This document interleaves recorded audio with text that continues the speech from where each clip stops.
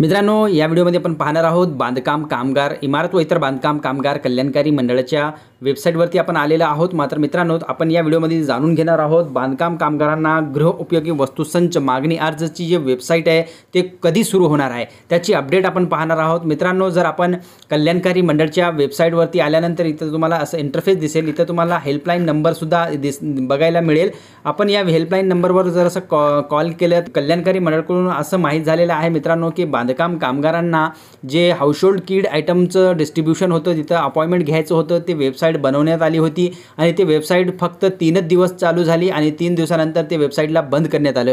हे मुख्य कारण याचं काय आहे बंद करण्याचं तेही सविस्तर आपण व्हिडिओमध्ये पाहणार आहोत। आणि मित्रांनो, हाऊसहोल्ड किटच्या वेबसाईटवरती आल्यानंतर असं आपल्याला इंटरफेस दिसायला मिळेल। साईट देखभाल प्रगतीपथावर आहे, साईट अंडर मेंटेनन्स। आम्ही सध्या साईट अपडेट करत आहोत, we are currently updating the site.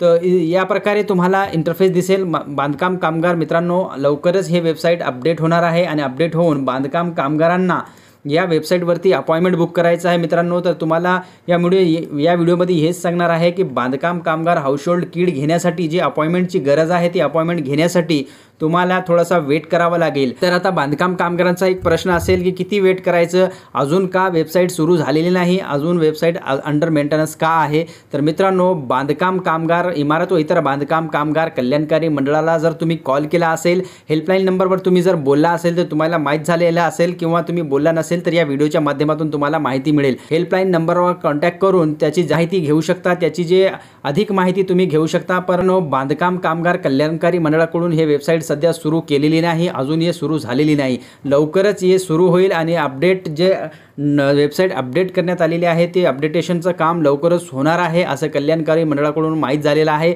30 August 2025 पर्यंत तुम्हाला थोडासा वेटच करायचा आहे, त्याच्या अगोदर भी वेबसाईट सुरू होऊ शकते।